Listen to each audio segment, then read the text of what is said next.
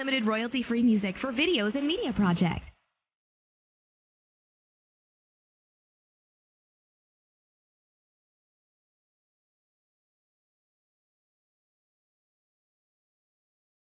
Assalamualaikum warahmatullahi wabarakatuh. Pada kesempatan kali ini kita akan membahas tentang pemrograman 1. Pemrograman 1 di sini tentunya kita menggunakan C++. Nah, bagaimana kita menggunakan dep C++ untuk bahasa pemrograman C++? Yang pertama adalah tentukan Anda sudah menginstal aplikasinya, toolsnya gitu ya, itu dep C++. Boleh pakai Codeblock, boleh pakai Microsoft C++, cuma untuk yang lebih mudah atau ringan kita bisa gunakan dep C++. Klik 2 kali gitu ya. Oke, nah ini adalah lembar kerjanya gitu ya. Pada saat sudah masuk lembar kerja, file, new, project. Nah di sini kita pilihnya adalah konsol karena kita masih pemrograman dasar. Misalnya di sini saya tulisnya adalah P1 misalnya tentang Hello World gitu ya. Hello namanya, oke? Nah yang menarik di sini pada saat berbicara tentang pemrograman 1 di sini tentang C++, kita nanti kalau menggunakan dep itu ada 2 file gitu ya. Misalnya saya buat nih pemrograman C++ gitu ya, C++. Oke. Ini. Nah, yang pertama adalah P1 hello dep simpan gitu ya. Nah, untuk mempermudah ini Anda hapus, ini namanya komentar yang hijau ini jadi tidak akan terbaca gitu ya. Kemudian ini untuk mempermudah Anda bisa kosongkan dulu karena kita masih baru gitu ya. Awal bagi pemula. Nah, ini namanya adalah header. Nah, ini adalah header. Header ini apa? Header ini adalah kepala program. Ini adalah fungsi utama, ini badan program dan ini yang akhir dari programnya gitu ya. Bagaimana kita akan menampilkan? Kalau untuk menampilkan hello world, kita gunakan printf. Nah, di sini untuk C++ gitu ya, kita bisa menggunakan printf dan scanf atau check-in dan check-out. Misalnya di sini saya ingin menampilkan hello. Karena kita di Stimik Bandung gitu ya. Oke, ini untuk output saja berarti seperti itu ya. Oke. Yang pertama adalah kita bisa running pakai F11 atau di sini bisa compile F9. Kemudian di sini bisa di debug F5. Tapi kalau saya biasanya langsung saja compile dan running gitu ya. Nah, ini minta menyimpan lagi. Tadi yang seperti saya katakan gitu ya. Nah, kalau sudah ada, samakan saja nama filenya. Cuma devnya Anda hapus. Gitu ya. Simpan. Kalau sudah tidak ada error, berarti nanti sudah ada outputnya gitu ya, hasil runningnya. Nah, seperti ini hasil runningnya gitu ya. Hello Stimik Bandung. Nah, ini ya.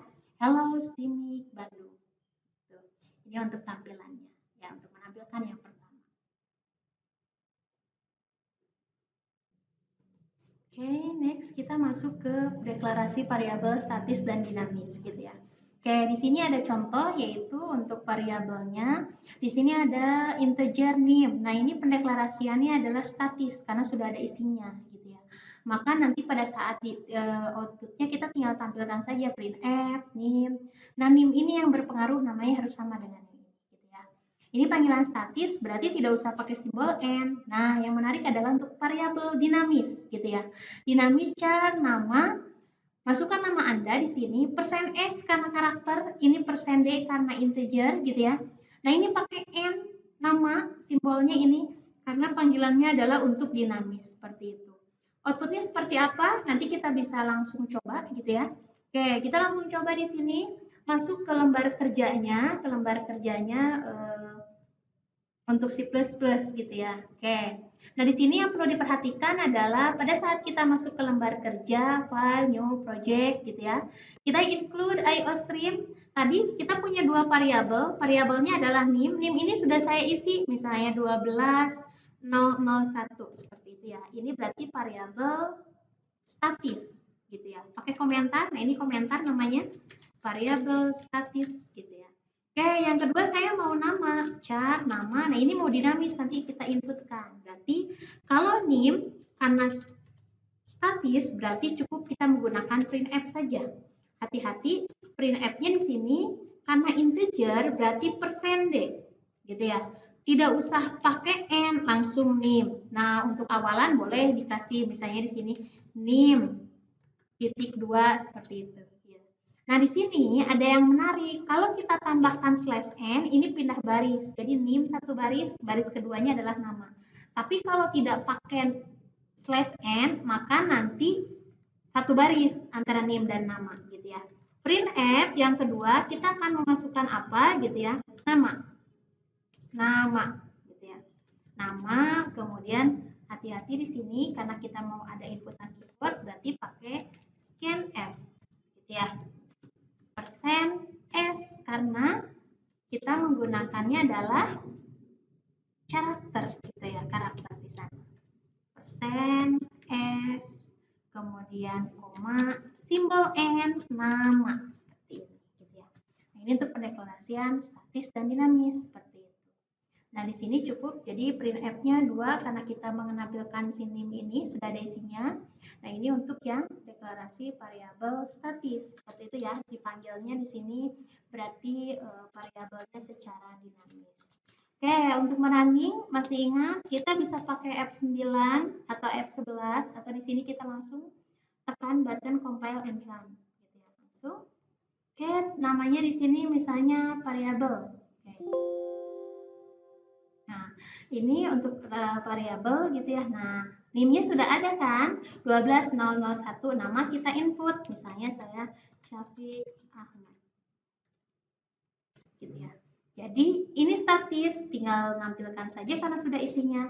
Kalau dinamis berarti perlu ada inputan dari keyboard. Saya inputkan Syafiq Ahmad. Sama seperti contoh ya. Oke, berhasil ya. Nah, selesai. Oke, yang selanjutnya kita masuk ke yang kedua yaitu adalah untuk masih variabel statis dan dinamis. Di sini kita pengen ada perhitungan gitu ya. Perhitungannya integer dan float. Nah, yang perlu diperhatikan adalah pada saat perhitungan gitu ya. Kalau misalnya satuannya adalah tipe pada datanya adalah variabel integer gitu ya. Tipe datanya integer variabelnya, maka di sini untuk penampung pun harus sama gitu ya, float x y tambah ini 1 gitu ya tipe datanya. Bu, boleh tidak kalau nanti misalnya integer a, b kurangnya di float boleh, tapi nanti hasilnya akan tidak sesuai gitu ya. Oke, yang selanjutnya di sini untuk printf-nya karena float ini bisa menggunakan angka desimal. Maka kalau misalnya 9 dibagi 3 kan 3, tapi kalau 10 dibagi 3 3,33. Nah, bagaimana kalau tidak dibatasi ya akan munculnya 3,3333. Kita bisa batasi seperti ini, pakai persen. Kalau F itu kan float ya, berarti persen 0,3, berarti 3 digit di belakang koma, gitu ya. Oke, untuk membuktikannya kita langsung saja ngoding. File, new, gitu ya, project masih ingat, kemudian kita pilih basic, console, kemudian C++, di sini saya pakainya P1, di sini kita gunakan variabel desimal gitu ya. Variabel atau hitung karena ada desimal. Oke.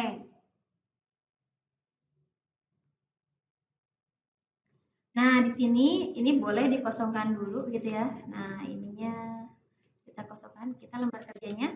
Variabelnya saya punya integer tadi kita samakan gitu ya. A, B, penampungnya apa? Kalau tadi kurang gitu ya, titik koma. Kemudian kita pengen ada yang desimal, float x, y. Variabelnya boleh Anda ganti gitu ya. Boleh pakai nilai A, nilai B gitu ya. Nah, itu bebas sebetulnya. Yang penting sesuai dan hati-hati untuk penamaan variabel tidak boleh diawali dengan simbol dan angka-angka gitu ya. Kalau satu tambah misalnya di sini satu ini tidak boleh, tapi kalau tambah di sininya satu itu boleh kan ya. Nah, silakan nanti dipelajari lagi pakai kerahasiaan variabel. Oke, di sini saya ingin isi nih untuk yang A isinya 100 gitu kan ya. Kemudian saya ingin isi untuk yang B sama dengan 45 seperti ini ya. Kemudian kita cek lagi, saya pengen misalnya untuk yang X dan Y ini nanti diinputkan, berarti kita bisa menggunakan variabel dinamis gitu kan ya. Nah, untuk yang X saya masukkan nih 10,5, berarti 10,5 ya, Y-nya sama dengan 10 gitu ya. Oke, maka di sini kita tinggal nampilkan saja rumusnya, kalau kurang sama dengan A kurang B, seperti itu. Kalau tambah sama dengan X tambah Y gitu ya. Kita ingin menampilkan saja, maka printf. Nah, printf gitu ya. Kemudian di sana berarti hasil tambah gitu ya. Hasil kurang sama dengan A dikurang B sama dengan hasilnya gitu ya. Jangan lupa koma, kita tidak pakai n karena ini statis, berarti langsung apa variabelnya? Kurang. Gitu kan ya? Titik koma. Nah, bagaimana dengan untuk yang float? Sama di sini gitu ya. Cuma untuk yang diperhatikan nanti kita pakai persentasenya di akhir ya biar bisa memperlihatkan hasil tambah X tambah Y sama dengan gitu ya. Oke, nah di sini untuk menambahkan si variabelnya gitu ya. Oke, ini berarti tambah. Ya. Oke. Nah, untuk tampilannya di sini, nah yang diperhatikan adalah tadi kalau berbicara tambah kurang, ini kan tadi integer ya, berarti persen D, gitu kan ya. Supaya pindah baris kita pakai slash n, boleh. Kemudian untuk yang ini karena float tadi, ini persen F.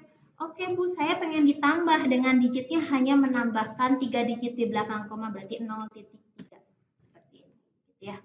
Oke, setelah selesai kita running. Kalau jangan takut untuk error, nanti Anda tinggal cek saja errornya. Seperti itu ya. Oke, kita running.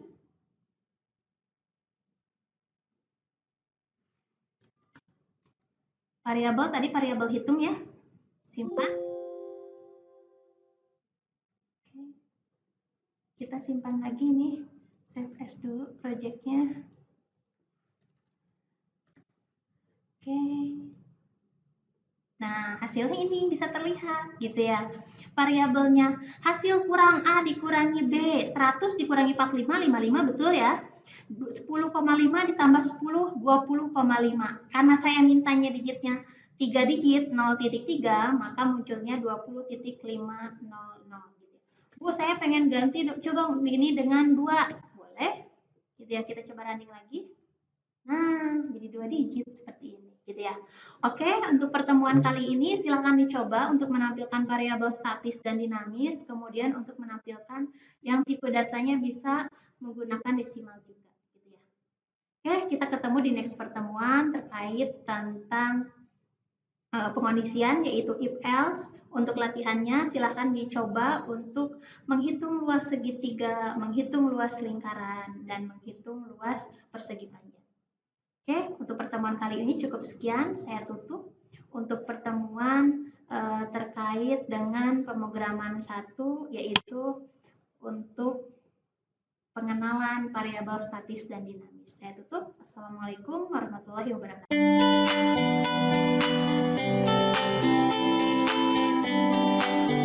TunePocket.com